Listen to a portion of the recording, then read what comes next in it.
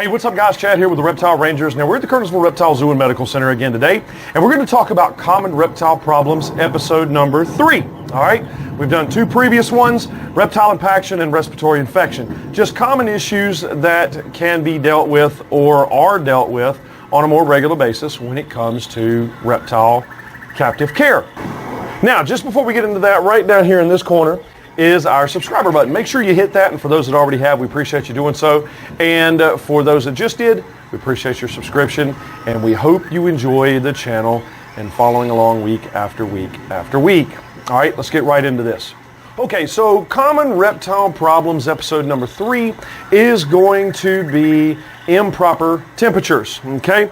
One of the biggest issues with a lot of reptile captive care really does base down to improper captive keeping, okay? Most of the time temperatures, a lot of the times incorrect environments, things like that, but really a lot of your commonly dealt with issues when it comes to reptiles does base a lot off of the temperature inside of the habitat. Now granted, what works for a leopard gecko is not going to work for a crested gecko. What works for a bearded dragon is not going to work for the Chinese water dragon.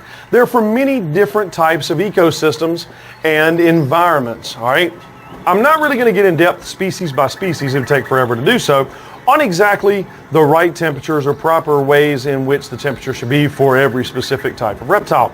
There's a lot of information out there, or you can shoot us messages however you want for your specific animal, what to do, because there is a lot of misinformation when it comes to captive reptilian care and ways to keep them or the temperatures to keep certain reptiles at. There's a lot of misinformation. And so there are good information. There's good folks out there that can tell you absolutely the best ways to keep a reptile in captive care. We're happy to help you out as well. But improper temperatures is a big and can be a big issue when it comes to keeping reptilian pets. It also is a big factor in a lot of issues that they may have medically when it comes to the health and well-being of reptilian captive care, okay? Improper temperatures is one big topic, and especially there in the wintertime, the fall, the wintertime, springtime, we'll take a lot of phone calls on animals not eating or they're not acting quite right, which most of the time turns out to be they're semi-brumating or fully brumating. And of course, the first question we ask most of the time when anybody gives us a call and they have an issue with a specific animal, first thing we ask them, what's the temperature inside of your habitat?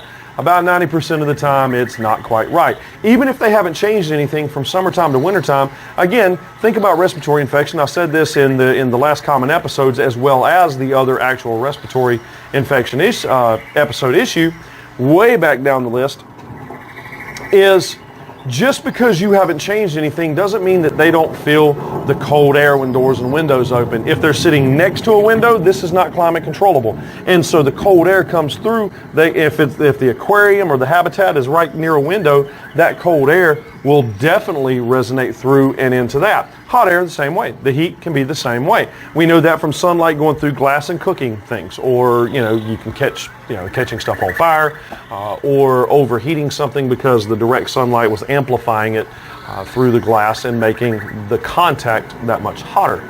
So proper temperatures is incredibly important.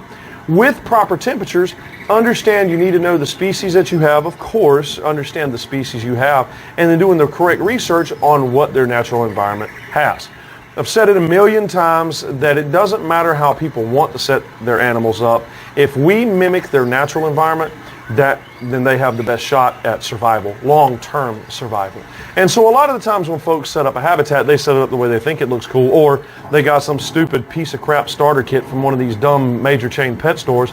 And again, a starter kit, desert and tropical is totally different atmospheres, totally different bulbs are needed, different temperatures are needed, even different humidities are needed. There's so much different. There is no such thing as a universal starter kit, and a lot of the stores have starter kits, and it doesn't work. So you need to understand exactly what you have and understand exactly where they live and what kind of environment they live in, and try and mimic that to the best of your ability. That includes temperatures, okay?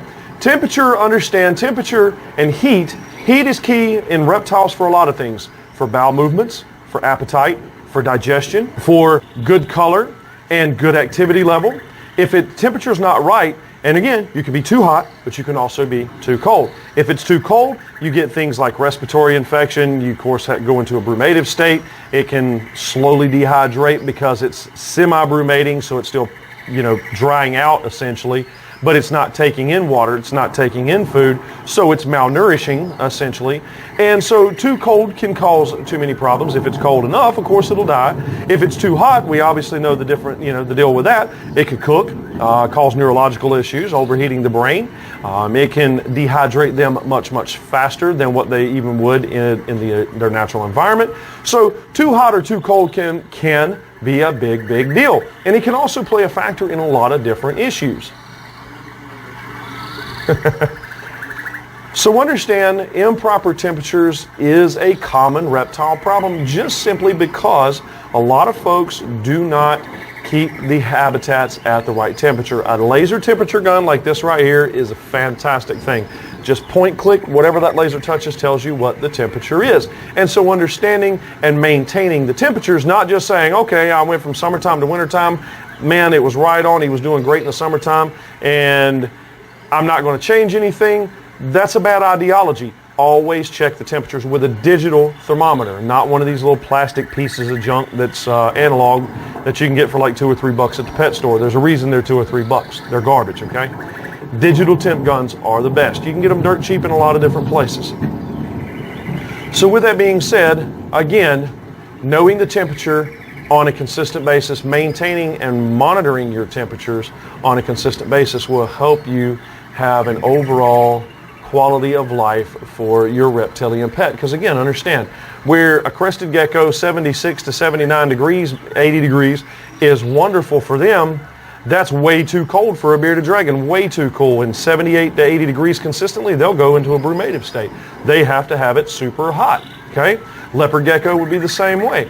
So again, understanding the species in which you have and the temperatures that they must have, not too hot for their species, but definitely not too cold for that particular species, is an incredible important must. All right? Now, we hope that this has been helpful. Hope you've enjoyed this, and hope this gives you insight in better ways of keeping and maintaining a long, healthy life for your reptilian pet. Again, I'm Chad. This is the Kernersville Reptile Zoo and Medical Center here in Kernersville, North Carolina. We are the Reptile Rangers. Make sure to check out the TikTok channel entitled the same thing, fun, little short, just fun videos. And we appreciate you doing that as well. Feel free to write us in and let us know of other things you want us to film about. And our information will be in the description below. For those that do need to get in touch with us, people are calling us and writing us all the time for questions and help with their reptile. Happy to help out anytime. So make sure you come and check us out either here at the zoo or on the next episode, and we'll either see you here at the zoo or on the next episode. Later.